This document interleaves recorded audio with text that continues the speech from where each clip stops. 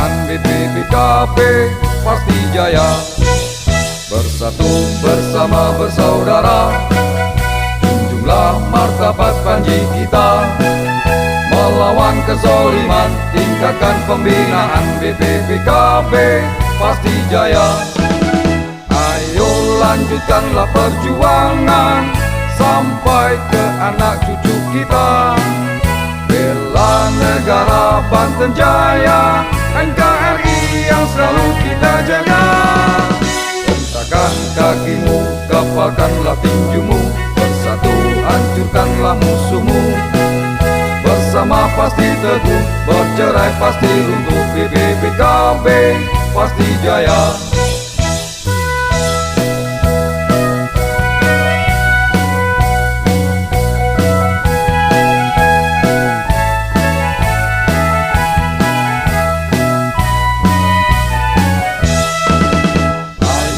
Lanjutkanlah perjuangan sampai ke anak cucu kita.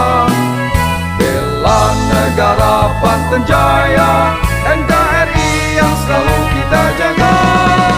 Hentakan kakimu, kepalkanlah tinjumu, bersatu hancurkanlah musuhmu. Bersama pasti teguh, bercerai pasti runtuh, BPPKB pasti jaya. BPPKB pasti jaya. Bismillahirrahmanirrahim. Assalamualaikum warahmatullahi wabarakatuh. Waalaikumsalam warahmatullahi wabarakatuh. Sampurasun. Nampes. BPKB. Ya. BPKB. Ya. BPKB. Ya. Takbir. Allahu Akbar. Alhamdulillah. Alhamdulillahirabbil alamin. Matur nuwun. Parantos saluting sadayana anggota BPKB Banten dari Kota Bandung. Matur nuwun di Kesbangpol Bapak Amep Kalangkung. Matur nuwun Bapak Diki Ibu anu mana dina dinten ayeuna aya kunjungan ka BPKB Banten dari Kota Bandung. Alhamdulillah di Kesbangpol disurunkeun 40 jalmi. Alhamdulillah hadir. Mungkin sanaos anu sanesna masih di jalan. Alhamdulillah urang teh panginten sebagai ormas sebagai kabupaten dari Kota Bandung sudah terlihat atau katingali ayana PKB Banten di Kesbangpol. Legalitas jadi diragukeun mulai begitunya. Alhamdulillah lumana panginten kita kedua kalinya Pak ini hadir di Kesbangpol dipayung terus di Bakul di tahun 2018 panginten tempatnya. Sakitu panginten musim kuring berjasa panjang lebar. Kapunten pasun, nuhun. Assalamualaikum warahmatullahi wabarakatuh.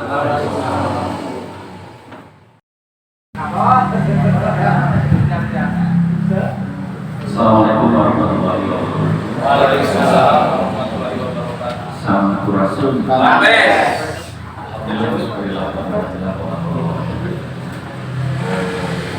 Yang terhormat Ketua BPKB Bandung, jajaran pengurus, Ketua PAC, serta anggota yang hadir pada kesempatan hari ini. Pertama-tama bersyukur hidayahnya hukum ini dan dalam keadaan satu yang ucapan terima kasih dari kami kepada saudara-saudara politik pada yang sudah bisa menerima kami dalam kegiatan hari ini. Kegiatannya yaitu safar kegiatan ini lebih kepada silaturahmi sebetulnya, silaturahmi antara pemerintah dengan kelompok masyarakat. Jadi kegiatan ini diharapkan yang pertama kami bisa mengenal jajaran pengurus yang lain. Berbeda ketika kami yang mengundang ya wajar saja hanya. Yang keduanya dari sisi materi atau substansi yang disampaikan diharapkan kalaupun waktunya singkat, saya kira bisa lebih dipahami. Nah, diharapkan dengan pola seperti yang sekarang, saya dulu ketika ada substansi yang disampaikan bisa lebih diterima. Yang kedua, suasananya relatif tidak formal. Kalau kami yang mengundang sebuah acara kumpul, sudah pastilah ada MC, ada protokol, ada moderator dan lain sebagainya. Kalau sekarang kan tidak ada MC, tidak ada protokol. Selanjutnya juga kami berharap kegiatan ini tidak memberatkan. Konsumsi makanannya sudah saya bawa, Pak. Jadi insya Allah tidak memberatkan. Kami ucapkan terima kasih juga sediaannya ya menyiapkan sekedar minuman. Kami tidak memberatkan. Kemudian juga pada kesempatan kegiatan ini ada beberapa hal yang disampaikan. Yang pertama silaturahmi, yang kedua menyampaikan informasi terkait dengan Badan Persatuan Bangsa dan Politik. Karena saya yakin pemahaman terhadap Badan Persatuan Bangsa dan Politik juga parsial ya. Di kalangan ormas tahunya kesbangkol adalah nyetan terus ormas hanya sebagian itu aja. Padahal pakai kesbangkol itu sangat puas. Ya lalu bahasa kasar diurus dari sajadah dan haram jatah kesbangkol diurus. Nanti akan saya jelaskan. Informasi yang kedua yang ingin saya sampaikan terkait dengan regulasi yang harus diperbaiki oleh kalangan yang bermasyarakat. Ini mungkin yang konsumsi karena kadang-kadang kita hidup berorganisasi, beraktivitas, aktif di organisasi, tetapi regulasi menyangkut undang-undang yang harus diperbaiki terkait ormas tidak dipahami. Karena ada hal tertentu, terutama menyangkut larangan, kemudian sanksi bagi ormas dan sanksi bagi orang yang ada di dalam ormas jika melanggar. Itu yang akan saya sampaikan. Saya masuk kepada substansi yang pertama terkait dengan Badan Persatuan Bangsa dan Politik. Di kalangan organisasi masyarakat, Kesbangpol detailnya hanya sebatas kaitan mengurus ormas. Padahal Kesbangpol luas. Namanya juga Badan Persatuan Bangsa dan Politik. Tugasnya adalah melaksanakan tugas wali kota di bidang kesatuan bangsa dan politik. Kesatuan bangsa ini adalah terkait dengan wawasan kebangsaan, sedangkan politik di sini terkait dengan demokrasi. Jadi kalau inti dari kesatuan bangsa dan politik adalah menanamkan cinta tanah air dan menanamkan nilai-nilai demokrasi yang secara uraian tugas diatur oleh 4 bidang di seluruh organisasi. Bidang yang pertama adalah bidang ideologi wawasan kebangsaan. Kepala bidangnya Pak Asri. Inilah tugas dari sisi kesatuan bangsa.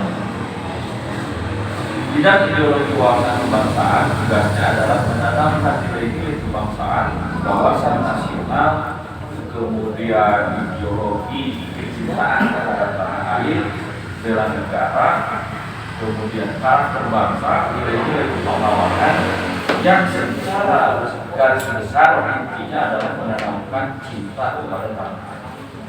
Kegiatan-kegiatan di bidang satu lebih kepada penanaman cinta tanah air seperti jambore kebangsaan, Pancasila, dan ada juga pendidikan bela negara.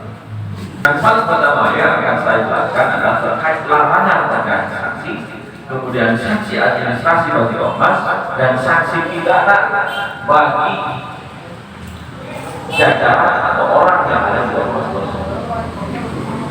Larangan ormas diatur di pasal 59 ayat 2 2017. Pasal 59 ada 4 ayat. Ayat yang pertama ini masih yang sifatnya umum.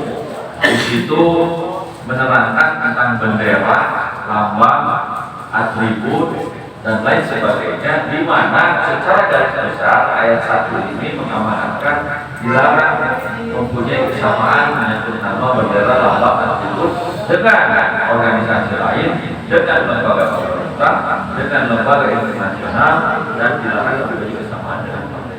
Itu. Jadi menyangkut lambang ini hati-hati karena bisa saja gara-gara sarwa lambangnya digugat organisasi. Jadi tidak ada. Mudah-mudahan kalau lambang ini tidak ada. kesamaan dengan pihak manapun ya. Itu ayat-ayat pertama. Ayat yang kedua ini menyangkut keuangan ya. Ada 2 poin di ayat kedua ini. Yang pertama, dilarang menerima memberi sumbangan dalam bentuk apapun yang bertentangan dengan peraturan perundang-undangan. Ini bahasa. Kalau disingkat secara bahasa agama, kemudian dari Nabi Arab itu mungkin. Nah, ini hati-hati dalam pengelolaan keuangan, karena ormas itu kan hidup dari partisipasi, baik partisipasi internal maupun partisipasi eksternal. Mau ada kegiatan pasti bikin anggota pengurus iuran, kemudian ada pengajuan proposal ke pihak manapun. Nah, ini hati-hati ketika menerima sumbangan, ya cek, jangan sampai bertentangan dengan peraturan perundang-undangan. Misalnya dari sumbangan di bisnis narkoba, dari sumbangan di perjudian, jauh-jauh transfer di Suriah, di ISIS, seperti itu. Ada transfer di ISIS kasus PKP Banten, tidak ada. Karena nantinya akan ada sanksi yang akan diperlukan, atau pencucian uang dan lain sebagainya. Itu ayat kedua, poin 1. Ayat kedua, poin 2 atau poin 3. Nah, ini hati-hati. Dilarang mengumpulkan uang untuk kepentingan partai politik, apalagi sekarang menjelang pemilu. Jadi tim sukses boleh-boleh saja, dan tidak menutup kemungkinan di dia kan ada calon-calon saya berbeda partai malah. Tidak boleh dari PKB Banten ada sumbangan ke partai politik. Keuangan parpol nanti diaudit. Jangan sampai nanti tercantum sumbangan dari BPKB, BPJ Kota Bandung. Walaupun mungkin hanya sekali mau itu jangan sampai seperti itu. Hati-hati. Jadi tim sukses boleh. Nanti pilwakon boleh-boleh aja. Saya kira ada tim sukses yang tidak boleh itu. BPKB Banten mengumpulkan duit-duitnya di setor utama. Itu tidak boleh. Timbul pertanyaan, kemana seayat terkumpul data calon siapa tadi makan itu mau wajib. Bahasanya tadi dilarang mengumpulkan uang untuk kepentingan parpol, tapi untuk parpol kapan BPKB silakan aja. Dan ayat calon gitu kan datang dia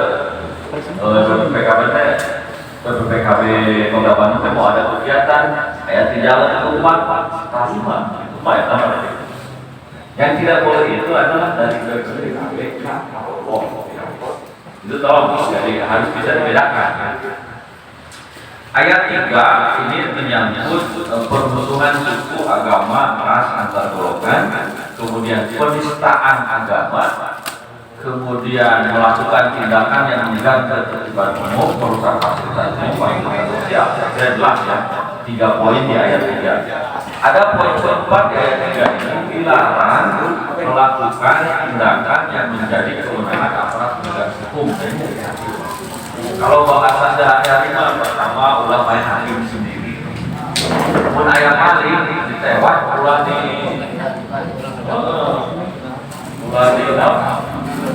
bulan disiksa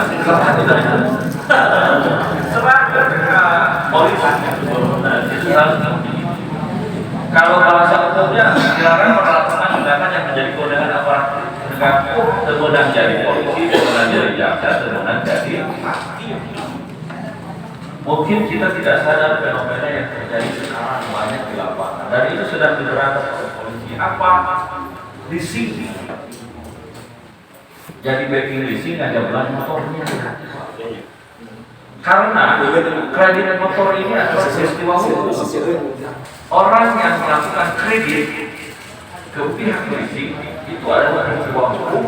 Ada perjanjian, ada akad kredit. Di sini sudah diatur Pak, pasal per pasal. Hak kewajiban para pihak. Kredit itu haknya apa, kewajibannya apa, debit itu kewajibannya apa, haknya apa. Kemudian kejadian atau peristiwa manifestasi tadi Pak, kalau rusak itu kan sudah diatur di pasal-pasal. nunggak sebulan kelamaan, nunggak 2 bulan kelamaan, nunggak 3 bulan kelamaan.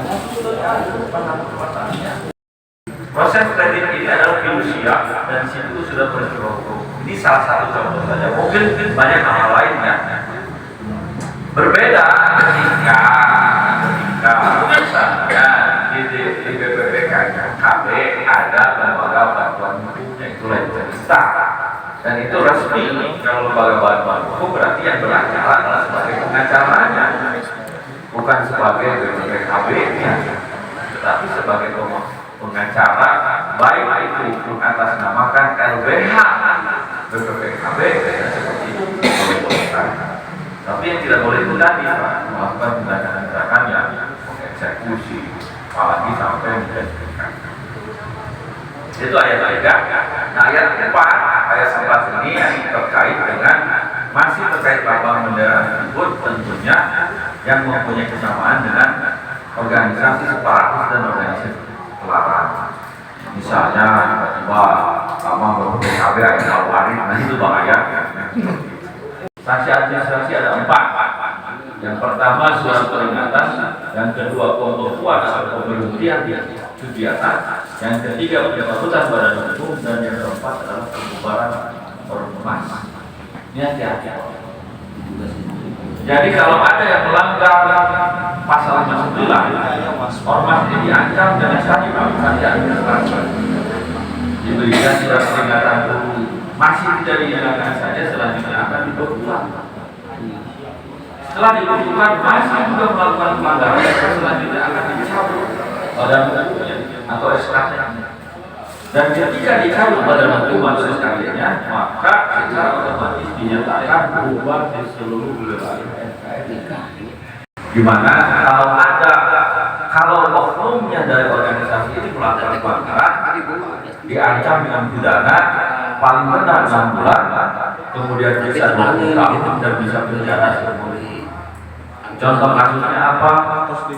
Tahun 2021 ada aksi unjuk rasa di markas Polda Jawa Barat. Itu kan lucu. Pagar kantor polisi diruntuh ke Patung Macan, di Makassar, dan itu kalau nggak salah, maaf kalau saya salah, kalau nggak salah ada 9 Pak yang di penjara. Terendahnya 8 bulan, tertingginya 1 tahun, ketumnya 1 tahun sampai paling masih. Itu bukti bahwa Undang-Undang 17/2013. Jadi jangan menganggap wah mudah, kumang kewet ya seperti itu. Ini salah satu bukti tadi HTI, FPI diubah. Terus tadi personil ormas mengurus ayat-ayat gara-gara jadi saya berharap tadi Pak Undang-Undang 17/2013 tinggal di-download kalau lebih dibaca saja. Dan saya kira larangan-larangan tersebut semuanya baik, tidak ada yang menyerahkan. Tidak ada tadi pemerintah memberangus kebebasan, tidak ada. Tidak ada pelarangan aksi unjuk rasa, tidak ada. Yang tidak boleh itu apa? Aksi unjuk rasa atau merusak fasilitas, itu yang dilarang. Kalau aksi unjuk rasa berjalan dengan damai, lapor ke polisi, tujuannya untuk apa? Biar Pak polisi ini mengawal aksi unjuk rasa supaya bisa berjalan dengan damai, tidak dirawat, tidak terjadi penularan, tidak terjadi kerusakan-kerusakan, dan tidak mengganggu tertiban umum. Jangan sampai gara-gara aksi unjuk rasa, jalan ditutup, jalanan macet, orang yang berangkat kerja terlambat, baru dan mereka sekolah gara-gara aksi. Tetapi tentunya polisi sudah bisa, akan ada aksi demo, aksi unjuk rasa, tentunya polisi sudah mengatur lalu lintas, mana yang kontraflow, mana yang lain-lain diatur, supaya apa? Yang minimalnya lalu lintas lebih jauh lagi menjaga agar tidak terjadi hal-hal itu. Mungkin materi yang saya sampaikan tadi banyak tugas Bapol yang sudah terkait tadi poin penting dari tahun 2013. Saya kira walaupun penjelasan saya singkat padat tapi relatif bisa diterima di masing-masing. Sementara dari saya sekian, terima kasih. Assalamualaikum warahmatullahi wabarakatuh. Waalaikumsalam warahmatullahi wabarakatuh. Assalamualaikum warahmatullahi wabarakatuh.